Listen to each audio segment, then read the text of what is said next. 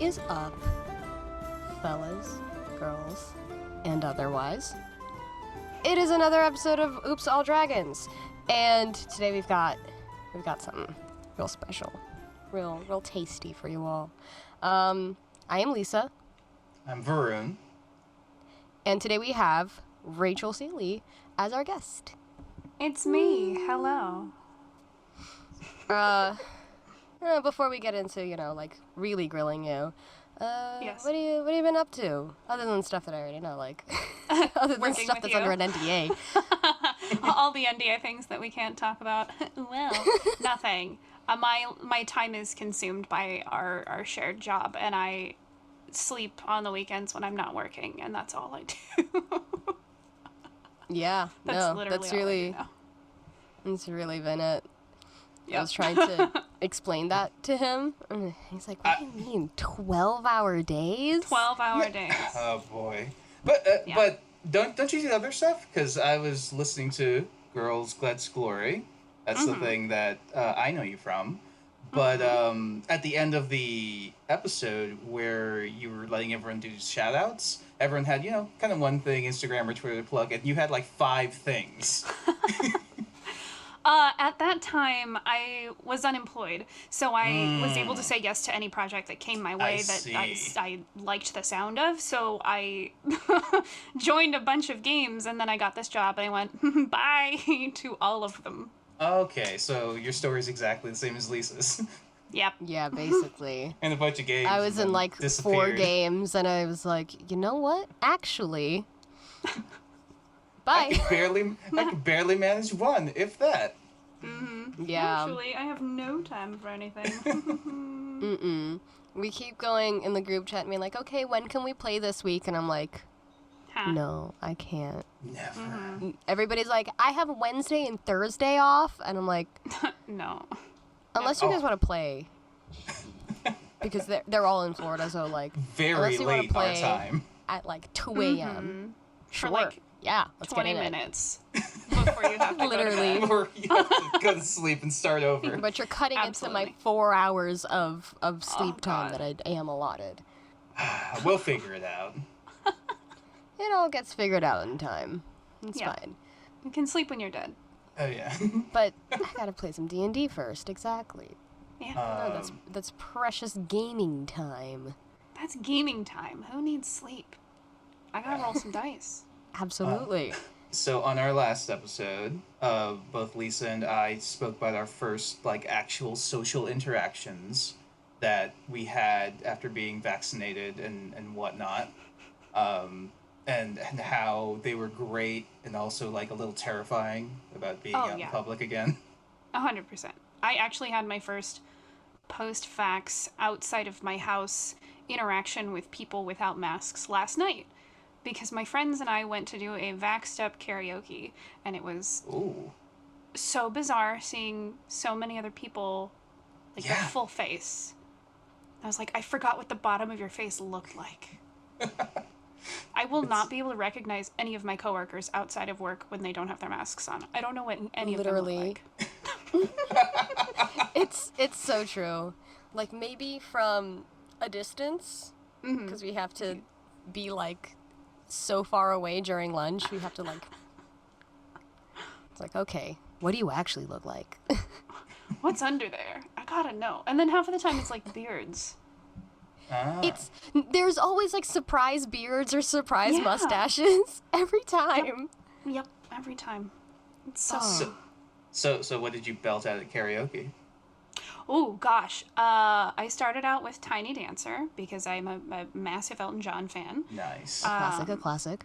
And then I went to I'm Not Okay because I was an emo kid in high school, and I still am a diet emo kid. Did you So I scream had it? Yes, of course. You can't Okay. sing I'm Not Okay by My Chemical Romance without screaming it. That's part of the vibe. Yeah, no, it's Speaking absolutely. It's necessary. And then there was That's a bunch of not a group sung songs. song. No, it's not a sung song. You have to at least scream I'm Not Okay 5 times. At least. Absolutely. There's there's a bar in Fort Lauderdale that we used to go to all the time called Glitch Bar, and it's like an arcade bar.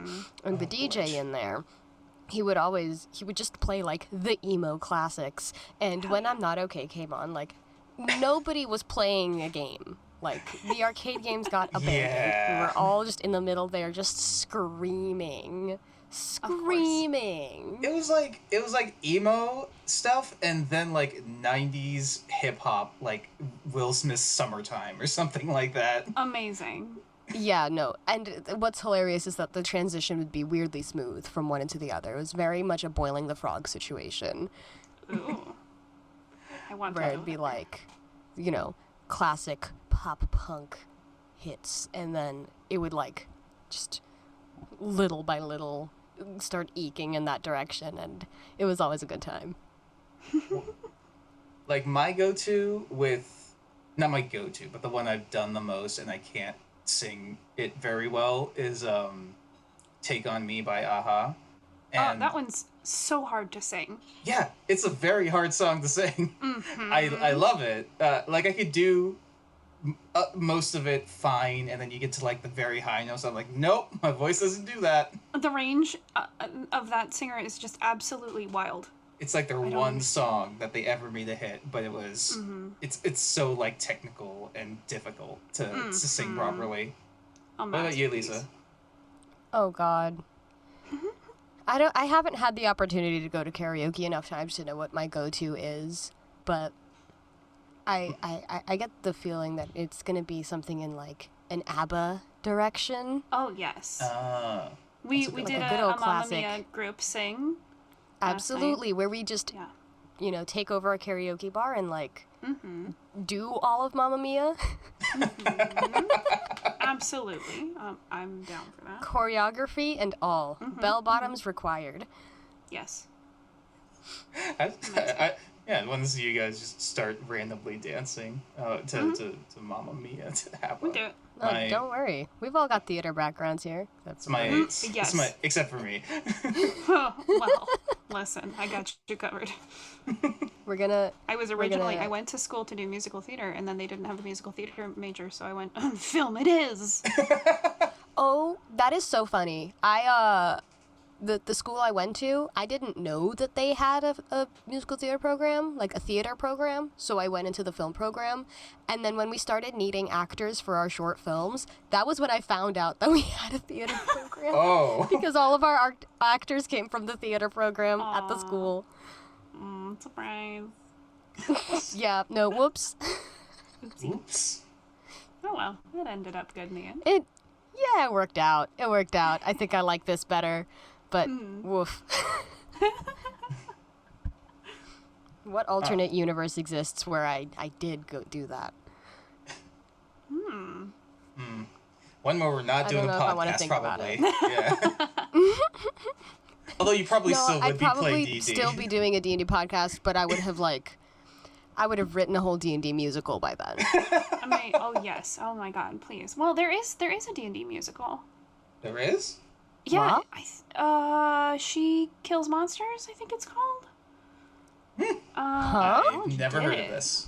She Kills Monsters is a drama comedy play by I'm gonna butcher her name, Ki Nguyen. Nguyen. That debuted in 2011. It tells the story of Agnes Evans, an average woman who loses her parents and little sister Tilly in a car accident. Well, That sounds like D&D. yeah. It has D&D notes because she ends up being like, I haven't seen it. Oh, okay, I but see. I'm think going it's to like the a thing. yeah. Agnes embarks on an adventure to get to know her sister better by playing Dungeons and Dragons. Yeah. Okay. There okay, it is. I see. And that's something I will talk about a lot. D&D is so helpful for.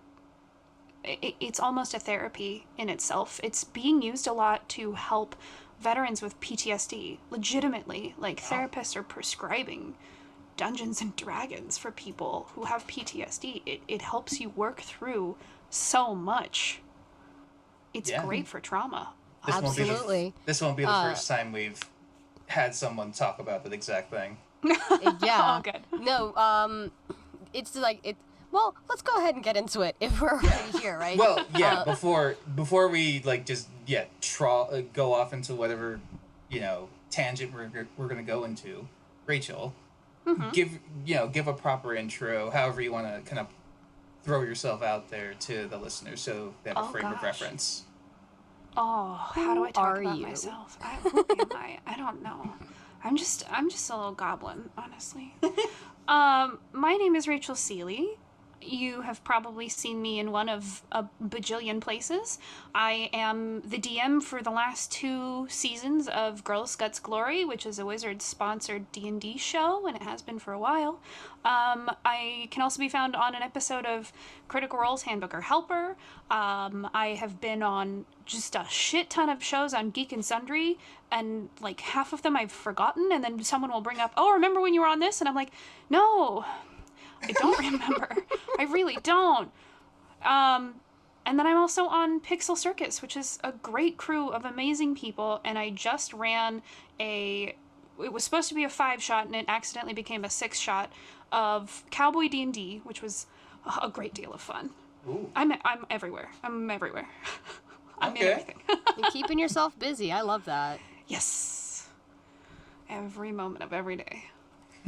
All right. So, before you became Rachel Seeley, Man About Town, how did D&D come to you, or how did you come to it? So my first game of D&D was in college, and unfortunately I was playing with what you think as the awful stereotype of a D&D player. The creepiest of guys. Ooh. And the rest of my friends in the campaign were super cool, but that guy made it so uncomfortable for me that I was like, nope, this isn't for me, I'm done. Which is really like, it illustrates the fact that the group will make or break it for you. Absolutely. Yep. And then I moved to LA, and my best friend, Erica Fermina, we were talking, we ended up combining a bunch of people together that she knew, that her sister knew, to create an all-girl D&D game, because we had never seen a D&D game where it was actually genuinely all women. At that point, it was like, I hit it with my axe or whatever it is. It's a D&D game with porn stars. And the DM is a man. And the DM is always a man. It's always like, oh, it's an all-female game, except for the DM, who's always a man. And we were like, no, we would love to showcase. First of all, the main reason we were doing it is because we want to show people how to learn it, because we're learning it with them. We were learning it on the show in real time, and we were taking it slow so that people could learn at the same speed that we were learning. But also, we wanted to be like, it's not a stereotype anymore. It can be open to anyone of any gender identity, any race or religion or creed. It can be open to anyone. It doesn't have to just be the stereotype, like a lot of things. Yeah. So that was really what was important for us in the beginning. And then we made Girl Scouts Glory, and then it just kind of skyrocketed from there. Nice. You're hitting... So you got into it, and then, like, immediately was like, I kind of know how to play this game. Let me start a podcast. Yeah. I actually think this is really clever. I love the idea of seeing people's skill develop and, like, learning along with somebody. I think that's always, like, it can sometimes get lost in the sauce. Watching some of these, like, actual play shows. Absolutely. That, like, these people are professionals, or, you know, they've been doing it for decades. And it's easy to get, honestly, like, self-conscious. And a little, we've talked about it. I did a whole episode where I basically just ranted for an hour about the dreaded Mercer effect. And how, like, it really, I love him so much. He's actually a dear friend of mine. But oh my god, the Mercer effect is a real thing. Oof. Absolutely. And he's an ideal to look up to. But that's also a crew that has been doing it for so long. They know the game so well. Because they're also put in a spotlight where people will like ream them if they don't know the game so well, which Right. we've seen happen. And yeah, it's, they've definitely hit like a point where they are under a lot of scrutiny. But yeah, which is why it's like heartening to see somebody like what you guys are doing. It's encouraging. It's really encouraging because it lets people know that like you don't have to be good at everything off the bat. absolutely. And like it's in that learning process. There's a lot of fun to be had too. Yeah, That's you're interesting. you're hitting close to home for me and Lisa technically, because the reason we started playing is because she was in the all girls D&D game I was running, and you hit home. Like everyone was a girl Yeah. except me, because they didn't have anyone else to run. Yeah. I found Which is part of the reason that like I ended up I'm like, okay, fine. DMing. I guess I'll DM. I found that a lot of women and like non-binary folk are so nervous to try and DM because, and I'll be honest, they'll be put under so much more scrutiny than a dude will. It's stark. The contrast is night and day, which is why when we have our live shows, when we're like either running a pre-recorded or we have a live show, we have prompts on Twitch that are like, hey, this is pre-recorded, or hey, this is our game. If we make a call that you don't like, that's fine, because it's not your game. It's our call. We decide what we do. And I have a lot of house rules. I will let my players get away with a lot, because that just means that I can throw more at them later on, because I've let them get away with so much. It's just a balancing act. And the rules, who fucking cares about the rules? The rules are guidelines. Yes! The rules are there for you to fuck with. Tell them. And boy, do I. Go off. I have a lot of feelings about it. We've talked about this before. As long as you're like consistent with how you do things, then it's fine to like throw out certain rules or completely change things. And if you're gonna change things, just let your players know, so that if they want to take advantage of it, so will you. Absolutely. There's a lot of stuff that we've like paused recordings to talk about things, because when I say it's a house rule, I don't mean it's just something that I do. It's something that I have agreed with my players about. If it's something big that's going to affect them, if it's something like something happens when they rage or whatever, I want their input as well, because I am also running this game for them.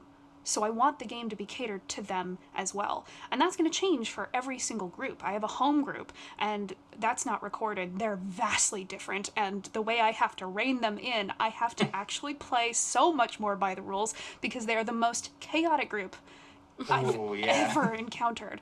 But for Girls Gets Glory, all of them, I trust them. I trust their improv skills, that we can decide what to do on the spot. If there's a caveat that sounds cool about rage, but it gives you a disadvantage, if it sounds cool, we do it.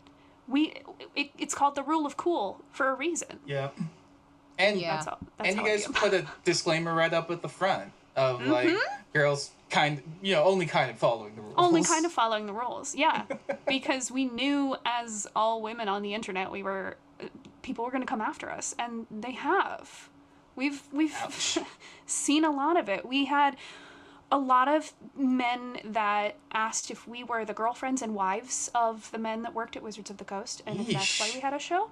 We've also had, and this was particularly rough because I was the one that found it, the same guy that made me so uncomfortable in a D&D game screenshotted my bio and started talking in what was essentially a 4chan sub-forum about all of us and ranking us by how attractive we were and if they would fuck us.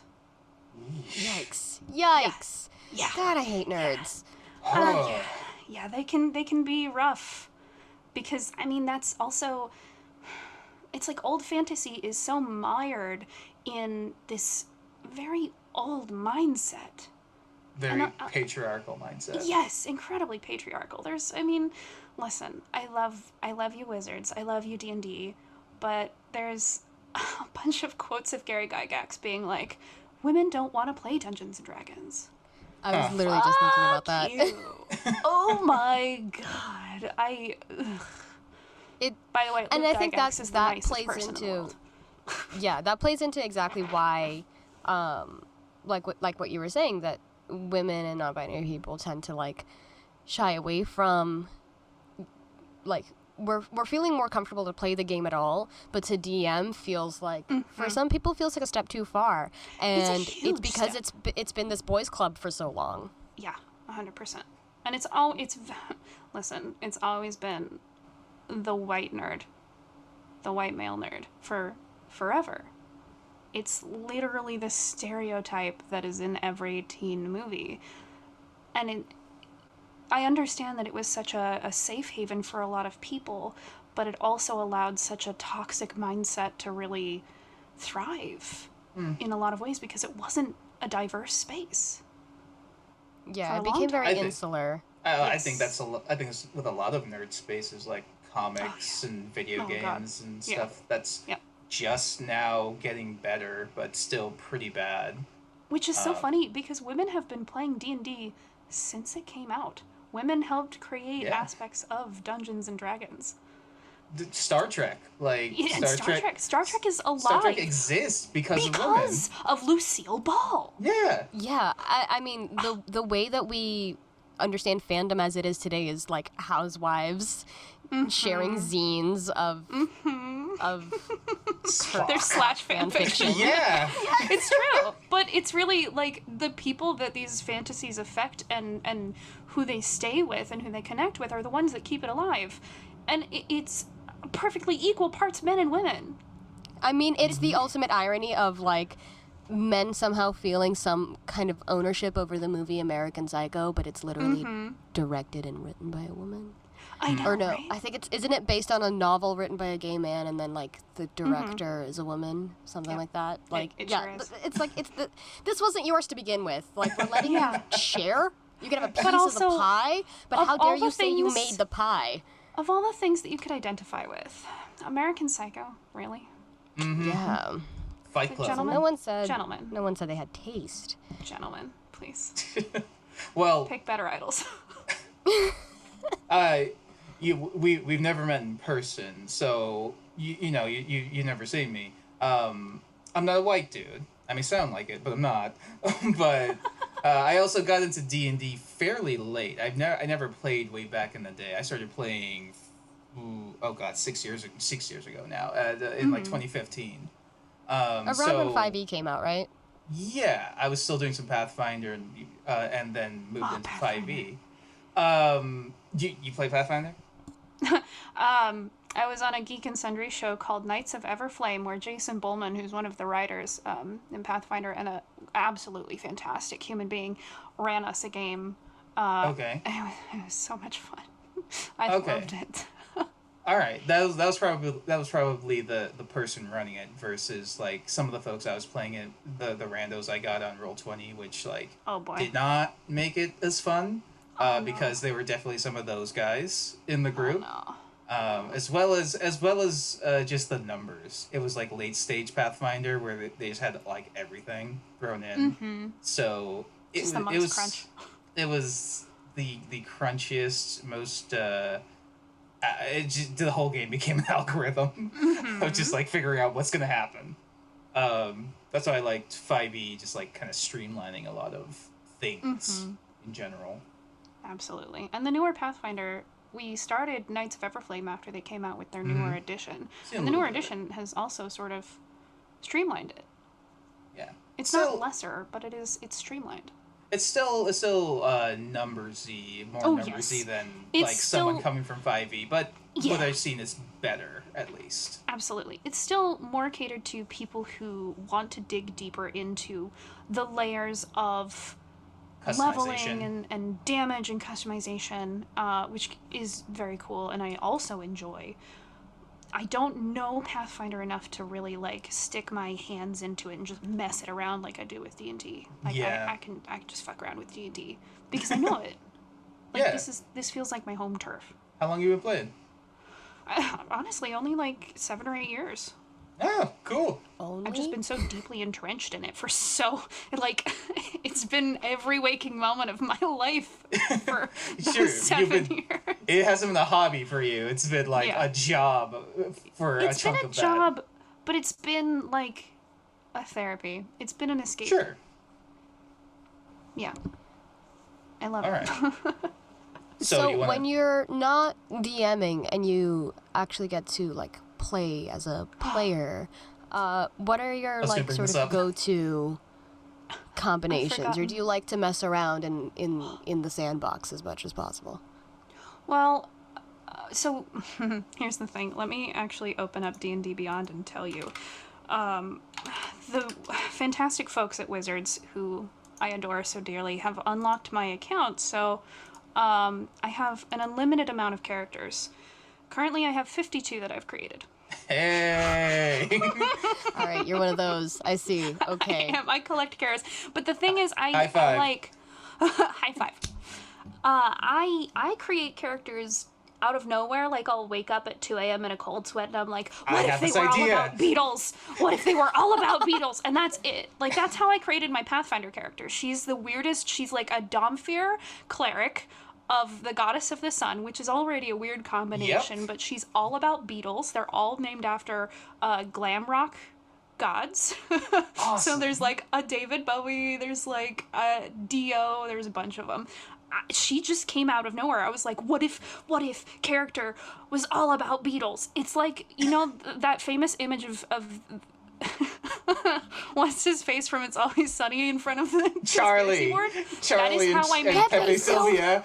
It's just chaos. I literally the other day woke up in the middle of the night and wrote down on a post-it note a character idea for a kobold that I really want to play, who is a rogue, and he is called Rat Bastard. That's his name. But he's called Rat for short, and he's just an abomination, and I love him. Like, he has a massive underbite, and he's like scarred up and just a little monster. Just a complete rat bastard. A little rat bastard. You and I are on the same wavelength. I don't think Lisa is, because she doesn't DM as much, but it's like you just get a character idea and it's like I gotta make it. I gotta like flesh this out. Where's this gonna go? And these are just my like player characters. Yeah. Like, my NPCs are an entirely different thing. I have several Word docs of different just garbage. I honestly, I don't know how else to describe it, because it's just a mess, and only I can understand it. I have to like go back into that Charlie mind space where I'm like, okay, chaos. Gotta connect all the... Can we talk about the mail? I've been wanting to talk about the mail. Can we talk about my NPCs? I've been wanting to talk about my NPCs. It's all over the place, but I mean, I will like write down a name that I like, and then I'm like, okay, this is going to be associated with this person from the name alone.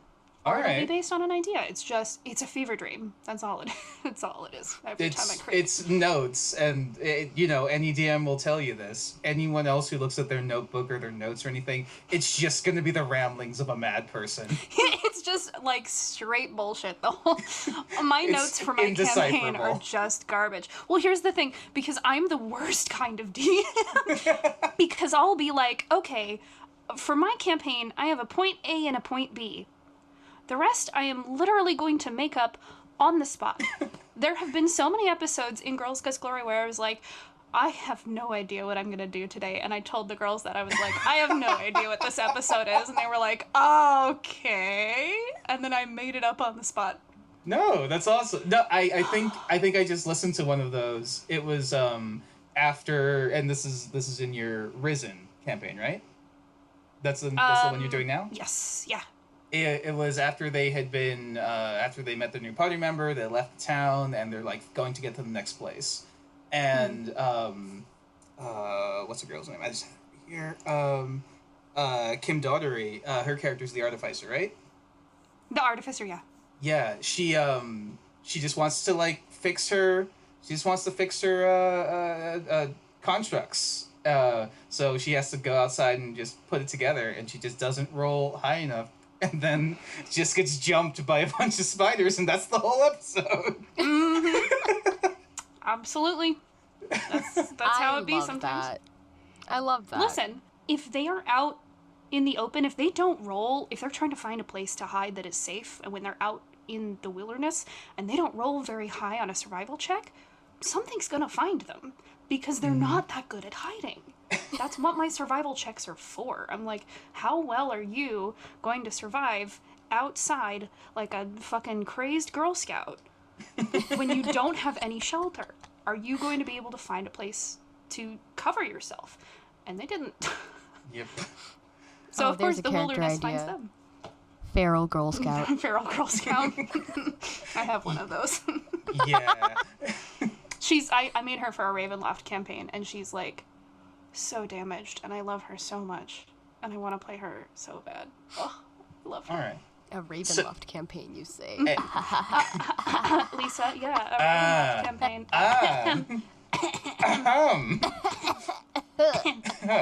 Everyone involved on this call. Okay, so you kind of alluded to it before, but do you want to talk about D&D as therapy? Yeah. So it's specifically for me, the moment I felt like it was therapy was actually a game when we weren't recording. We were just playing, just for shits, because all of us in Girl Scouts Glory were like, we really want to play. And this was back in our first characters, which we've had to put on a hiatus, and a lot of our fans have been like, but what happens? Because we leave it on such a huge cliffhanger where basically my character gets possessed by something, and she tries to kill everyone. She gets all these boons, and she becomes a level 20 creature, and she tries to kill her entire party. And there's a huge backstory that we can't even touch on until we get back to the story. So my character, my paladin, her name is Moira Muirin, and she's the first character that I really put a lot of myself into. And for some of my characters, I'll take an aspect of myself and I'll just heighten it to 100. And for her, it was a lot of vulnerability, because she's very vain but incredibly sensitive, and she gets hurt very easily, and she wants people to know who she is because of the good that she does in the world. And for her, it's amped up 1,000%. And a large part of Moira's story is the loss of her sister. And when I was little, I lost my own little sister. So a lot of Moira working through it was also kind of me working through it. And it was so relieving to do it through a character, because grief can be such a vulnerable process, even, 20, 30 years after the fact. And doing that through a character while you're acting feels almost like a safety blanket, so that you are free to experience it all yourself while under the guise of someone else. So there's not a chance that you're going to be embarrassed about telling people how you feel and how you're suffering, because a lot of people are. They're embarrassed to admit when they're suffering, when they're hurt, when they're going through pain, and they just can't get out of it. And doing that through a character, you're like, oh, it's the character, but also it's me behind the character that's working through it as well. It's really helpful. Yeah, definitely. Yeah. And it's not an uncommon story to hear, of people either working through something that happened to them, or just like a sort of mental pattern that they find themselves in through the characters that they create and they get to play. It's definitely something that I know I do, which is it's my excuse for why I can't make like 100 characters, crank them out that way, is that like I'm weirdly like selective of what it is that not selective per se, 'cause I just don't have the ideas, and like when they do come, they tend to be it's not the blurbs, it's like, this is the whole novel. And it's similar to it's that you choose an aspect of yourself, or even when you're not intentionally putting an aspect of yourself without meaning to do it. Like, it just kind of ends up happening. Yeah. Like, because I think inherently it is easier to play a character who has something going on that you can relate to in some way or another. Absolutely. But even doing something that is opposite of what you're going through can be so valuable. Like, Moira is very vain. Because she's beautiful. I am not at all. I suffer from body and facial dysmorphia, so when I look in the mirror, it's like looking in a funhouse mirror every single time. I look like a cartoon alien to myself every time. So playing Moira as someone who thinks that they are beautiful, and they are beautiful, they know it and they're confident about it. It's not a negative thing that they're vain. It's so interesting. And it's not something that I can do at this moment in time. I'm not that confident in my looks, but Moira can. And as Moira, it helped me come to terms with it a little bit. And now that I actually have a name for it, thank God for therapy, it showed me how people on the other side of the mental illness feel, in a way. While I wasn't able to experience that myself, I faked it. You can, like, put yourself... You can... it's a little bit fake it till you make it. You can sort of put yourself in that mentality for that time being, and you can feel what it feels like to feel that way. I said the word feel so many times. But yes, it's you get a glimpse into what it would be like to think that way and not, and you know, be free of the shackles of the things that kind of hold you down to an extent. Absolutely. Yeah. I think everyone does that at some point. Like you, Lisa, you're experiencing what it's like to be a parent. Yeah. So we keep having to rehash the story, but yeah, the main game that Varun runs that I play in, he's so generously given my character a child. Oh. And my character has deep mommy issues that then feed into not wanting to raise a child. A child whose mother you killed. A child whose mother I killed. It is true. Look, she was being cryptic and annoying, and I was over it. I was like, all right, whatever, lady. I love a good D&D story like that. Oh, I did not plan this. I did not. They just made it happen, and I was like, oh, there's the gold right there. That's the thing about D&D characters is half the time you'll make an NPC and then you'll make this stupid fucking NPC in the corner and they're like, I don't want to talk to the NPC that's clearly a plot hook. I want to talk to this fucking goblin in the corner called Snotnose that you've created. And I'm like, great. Or they're like, plastic. Oh, this fantastic, like, super important NPC. I'm going to kill them. I'm going to kill him. Thanks. Yeah. Thanks, guys. She was just minding her business. And we came up in there and like, hey, why are you killing people? And she was like, well, they asked me to do it. And I'm like, why? And she's like, because. And I'm like, okay, why? Okay, why? Because. And I was like, all right, whatever. Die. And then there was an egg. It's okay. I mean, like, part of that character's growth was becoming less flippant about the evidence in front of her, and that is something that I also had to like work on, is just being sort of like rash in that way. That is such a thing that happens in so many D&D games. There's an episode in Girls Guts Glory in this last season where my players go into, like, they just walk into someone's house and she turns around and she's like, can I help you? And they're like, oh yeah, we're here to do this, this, and this. And she's like, get the fuck out of my house. You're strangers. I don't know you. And they're like, why is this happening? I hate her. She's so mean. And I stopped and I was like, is she mean or did you just walk into a stranger's house? Because so many D&D players are like, I'm the hero. I'm the main character. I'm doing this. Yeah. Because that, like, because video it's game. what I have to do. Yeah, absolutely. Whereas Link, you can just walk into someone's house, break their pots, and everything's fucking fine. Just hey, she might even give priceless you a kiss heirlooms. and give you one heart.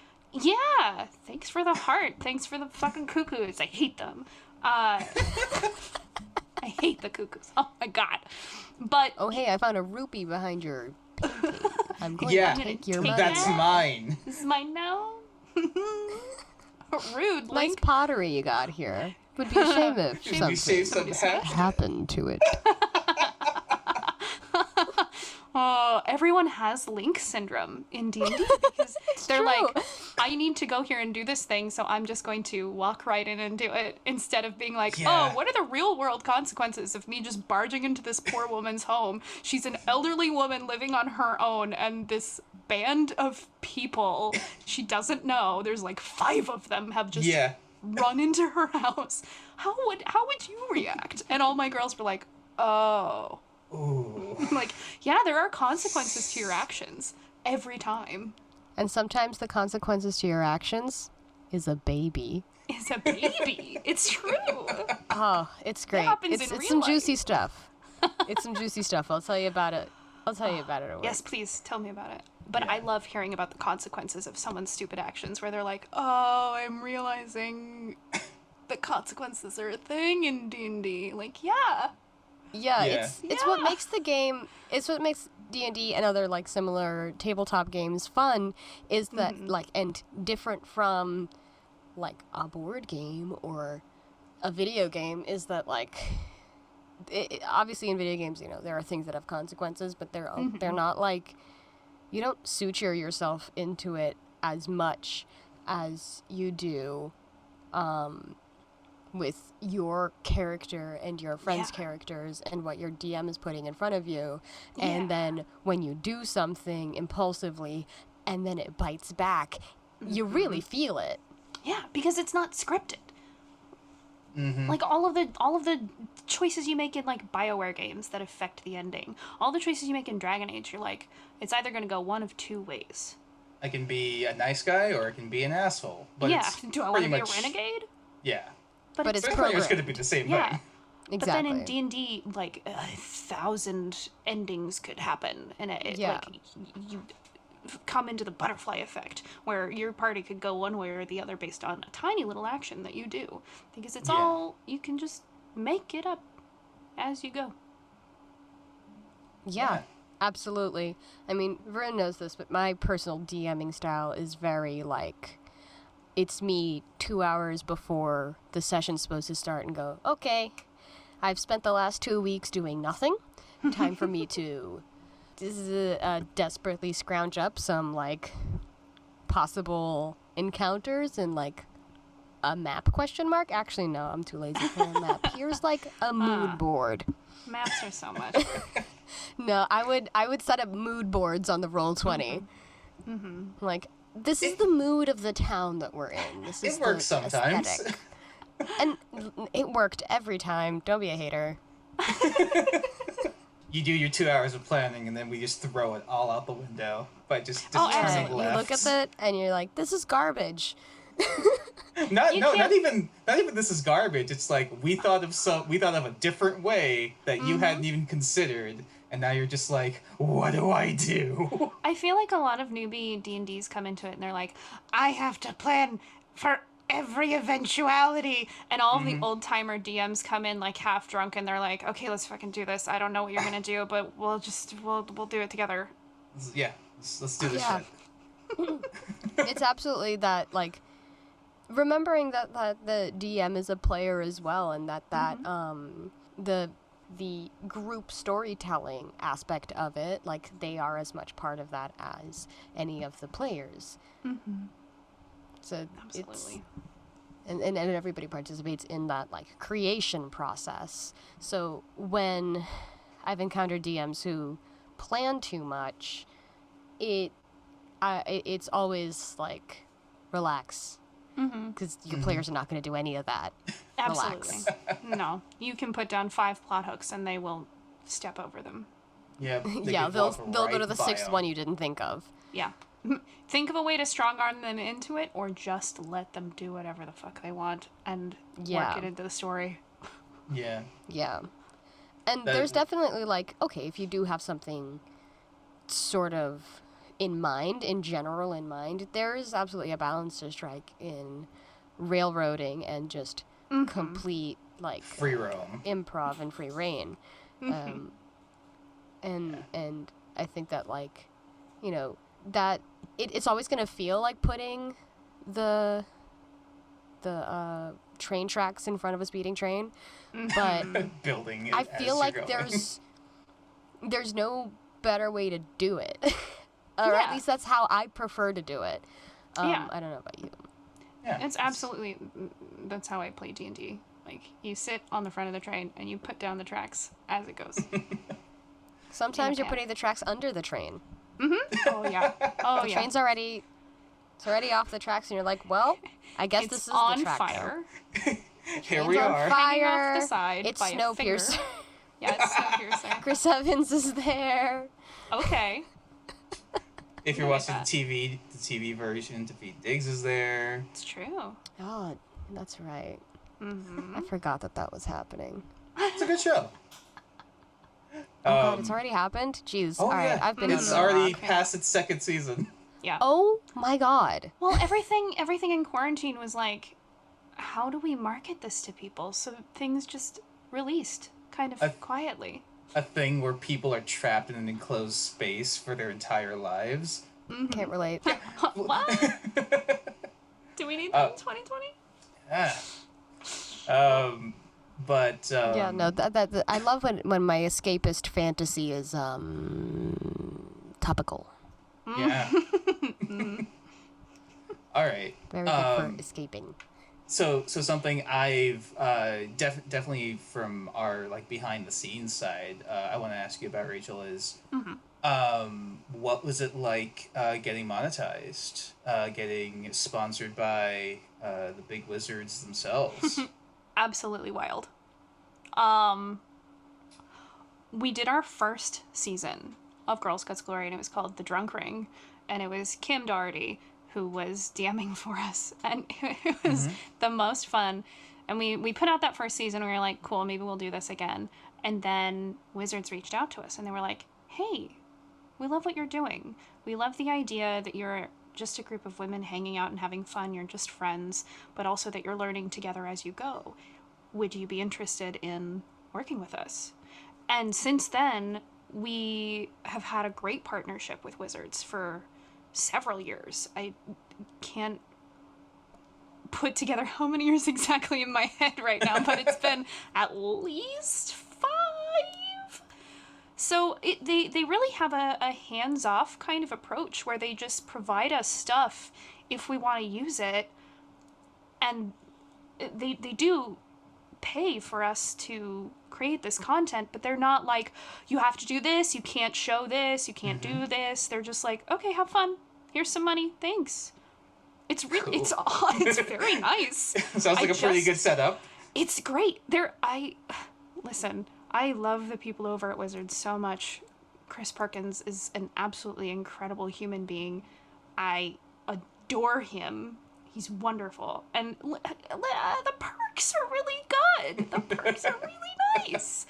I mean, I get everything unlocked on my D&D Beyond. I get incredible packages from them that make me cry every time because I'm like, this is my life. Wizards of the Coast just sent me, like, 2 of the Ravenloft books. One that was the regular and one that was a special edition. And they sent props with it. And they were like, okay, have fun. And they'll invite us to the live events, and they were like, well, Rachel, what do you want to do? And I said, I want to be a part of it. And they were like, okay, cool. We're going to make your character Moira in Avernus, so you can walk around in character, in costume, at the live event for Avernus. And I was like, amazing. Perfect. Wonderful. Yeah, I saw that you guys did the Stream of Many Eyes. Yeah, Stream of Many Eyes, and then Annihilation was our first. It was so much fun. I look forward to the live events every year because it's just nerds getting together of all different shapes and sizes and getting to hang out and show how much they love creating. It's so nice. Sounds Yeah, awesome. it's crazy to me that like there's this whole sort of hyper niche, honestly, industry of just cool people who they just want to share their love for this ever-evolving form of storytelling that is really just built around a game. Yeah. Yeah. That is really just built around, that is it itself just built around, you know, a love of high fantasy and the kind of nonsense that comes with that. And just creation at its core. And of course, like every other community, it has some bad apples. And sometimes they get really bad. But for the most part, the D&D community has been amazing. I love meeting them, and I love talking to them, and I love hearing from them. And I cry every time I get fan art. I have a whole folder on my phone where I've collected fan art, and then when I'm having bad days, I'll just go through and look at everyone's pictures that they've drawn of my characters, and it's the weirdest experience. One of our fans sent me an oil painting of Moira, and Oil painting? Yeah. An oil painting? It's incredible. It's truly just a gorgeous piece of art. And Moira has this scimitar that is magical, and its name is Requiter, and you say the name. It's basically the flame tongue scimitar, but she says the name Requiter, and it like bursts into flame. And it's like her in a forest with her green armor on, holding the flaming sword. It's so cool. I like the fact that something that I made, something that I did, inspired someone to spend their time creating is all I've ever wanted. Like, that's why I want to act. I want to make people feel. And if this character that I'm just fucking around as makes people feel, oh my god, that's so fulfilling. It's all I want. Yeah. Sounds great. Yeah, right?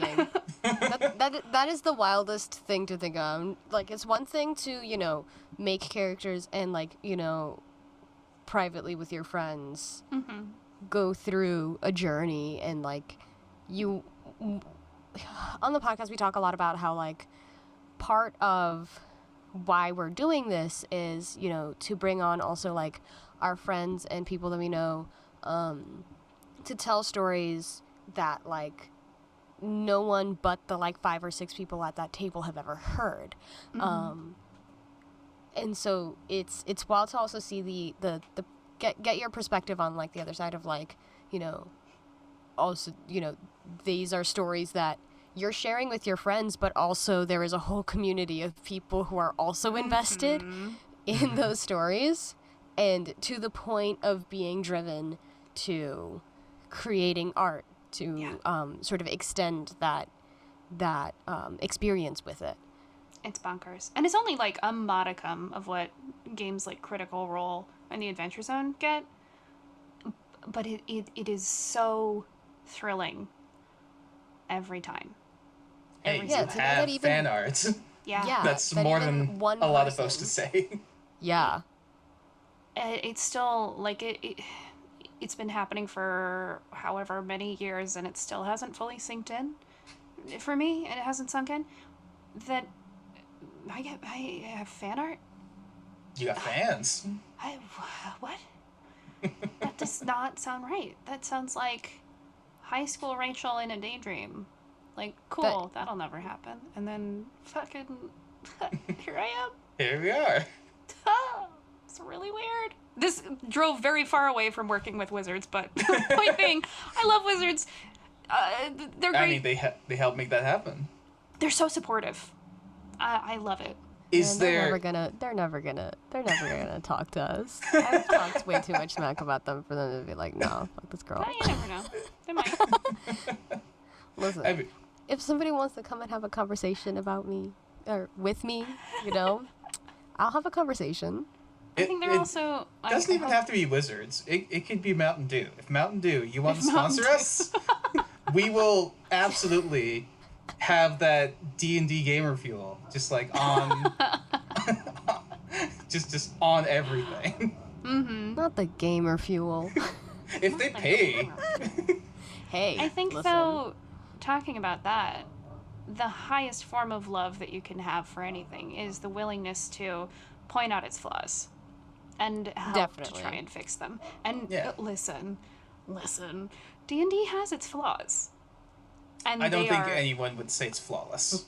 Exactly. No one would. Nothing is flawless. But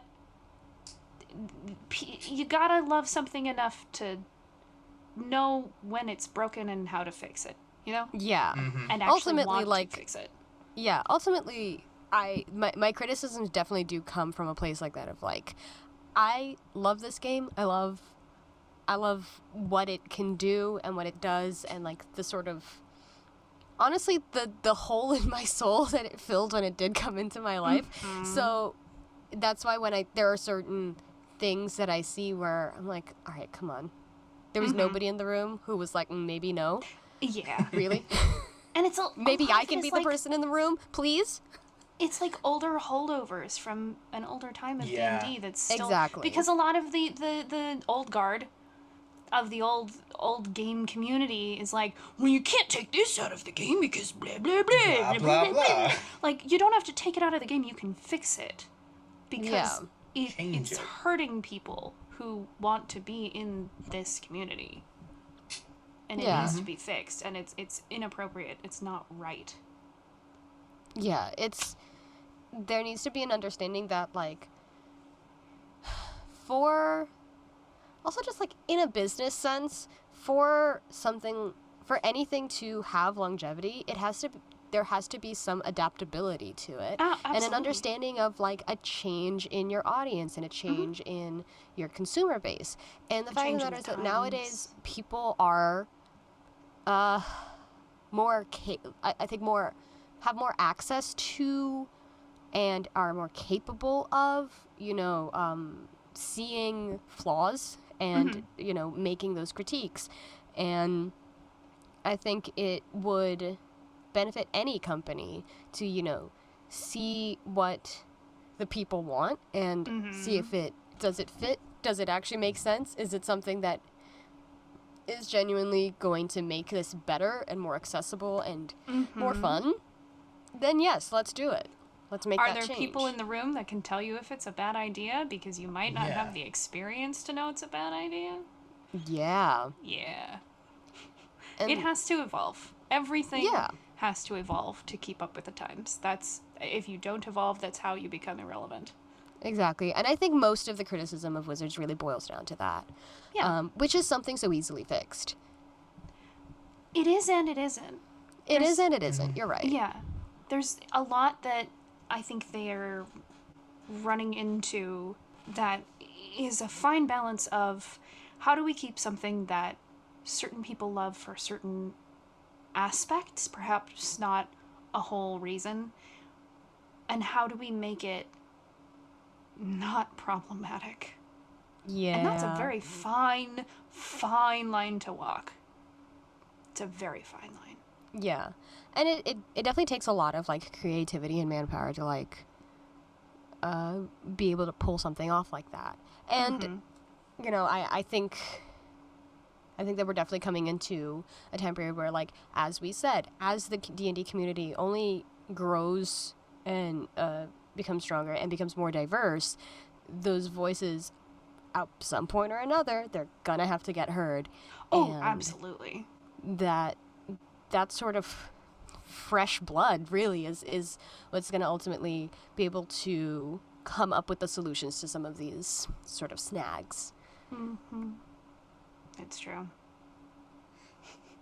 That's why I love... Anyway, hi Wizards, sponsor me. Hi Wizards. I love Hey Wizards. You. I know you're trying. Also, like, being attached to such a huge company, and also being a huge company on your own, any kind of movement takes so long. Yep. They move like ants. They're massive. They talk so slow. They move so slow because there's so much paperwork to do to take a step in any direction. There's so many people to talk to, so many hoops to jump through to make sure, is this viable to take this step? I don't know how they do anything. It's insane. Businesses are wild. And ultimately in that whole process, there's going to be people who are like, no, we don't need to really do that, or no, that can't be done. And that halts that evolution, that process of the evolution by a bunch. And so it does That's ultimately true. come down to patience on the side of the consumers and sort of determination on the side of the people who are trying to create those changes. Mm-hmm. Yeah. And I think we do see as a community that, like, there are changes being made and, like, you know, they are listening. I like to think so. And not just because I know some of them personally. I like to think that it's a company that is trying to steer the boat in the right direction. It's a really big boat. It's a really big boat, and it takes a really long time to turn. It's a Yeah. cargo tanker. Wizards and D&D have been so much about, like... And I love them enough to say they've failed this a couple of times, but they have been trying so hard to figure out how to be inclusive. Which is hard, again, for a massive company like that. And on our side, you know, you'd think it shouldn't be so hard.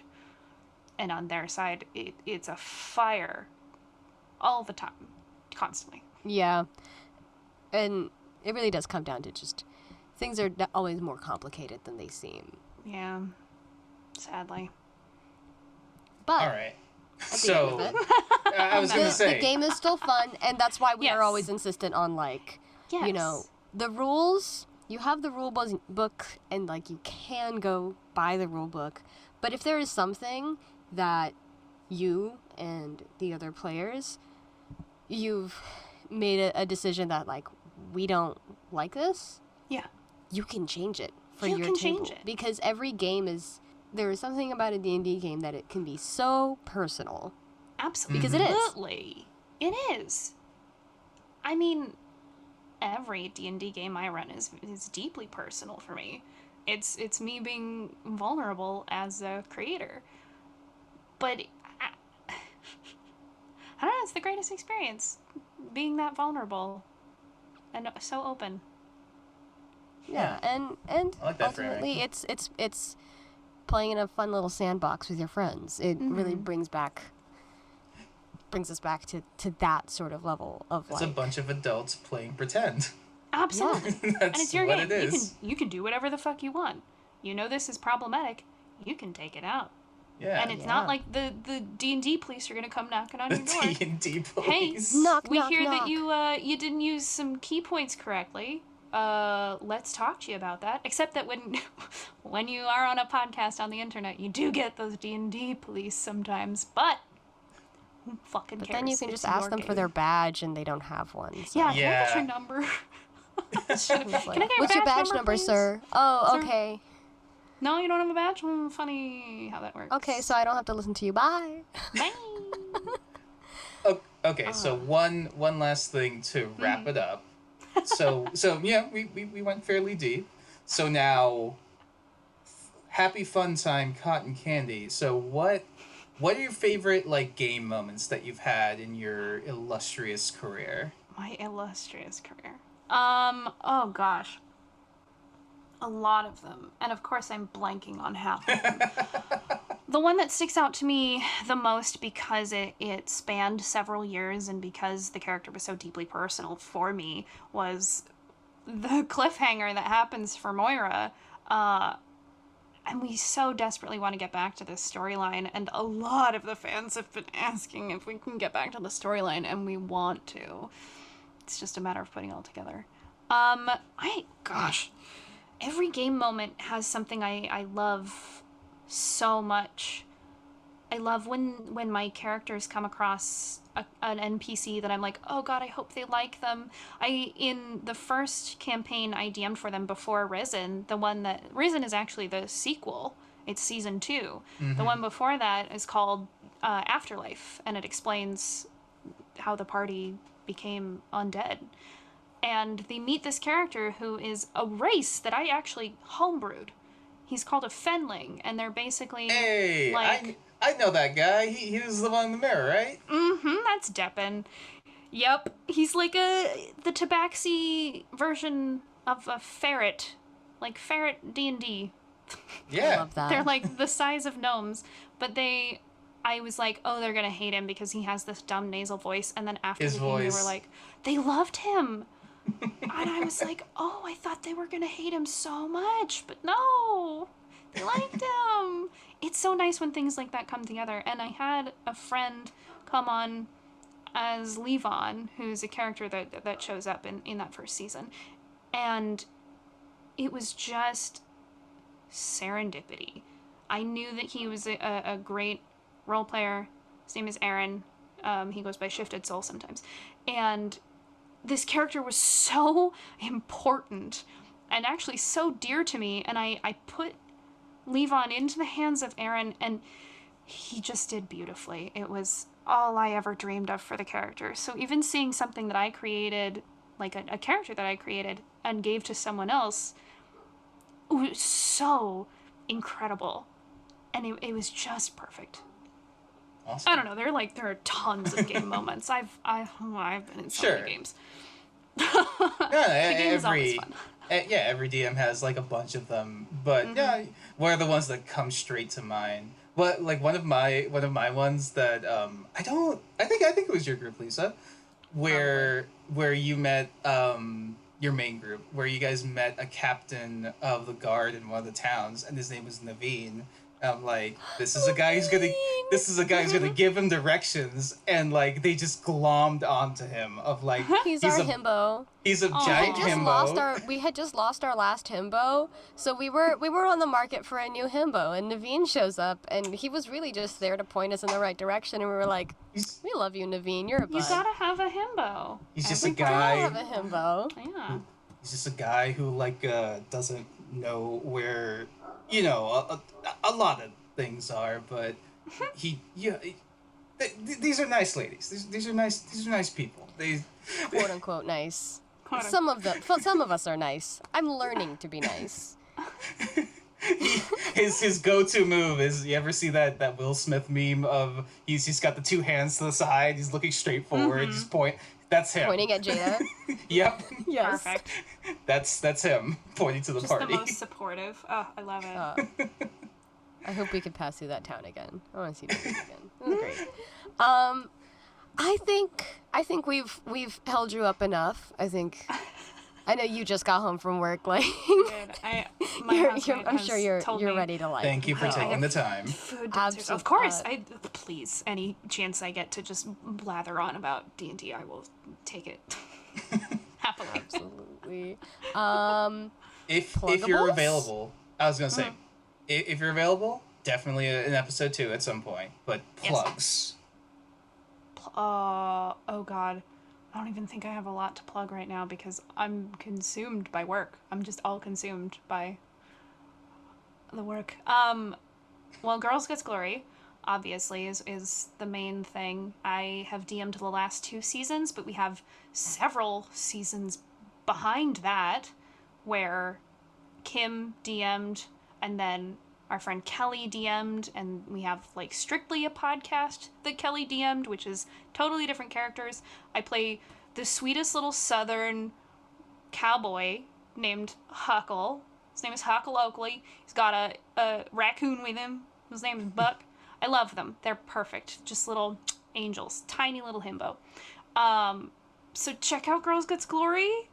Erica and I just did a one-on-one campaign, which is something I have always wanted to do, where it's just me and my best friend, no one else, playing D&D, and we set it in the Feywilds.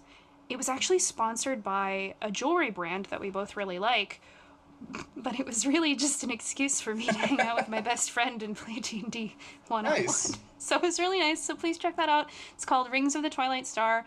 It's very I tend to go very dark on stories sometimes and get very serious, and this one was just kind of light and goofy.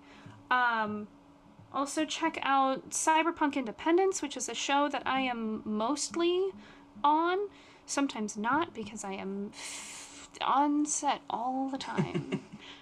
Yep. Check out Pixel Circus. They're also amazing, and I'll probably be back there soon, eventually, in several months. At some point. At some point. And I guess we'll include links to everything in the description and the notes and whatever. And I think with that, we're good to go. It's bedtime now. Hell yeah. It's Chinese food time now. Have a little bedtime snack. Y'all have a good night now. Goodbye. Good night, or day, or whatever you're listening to us.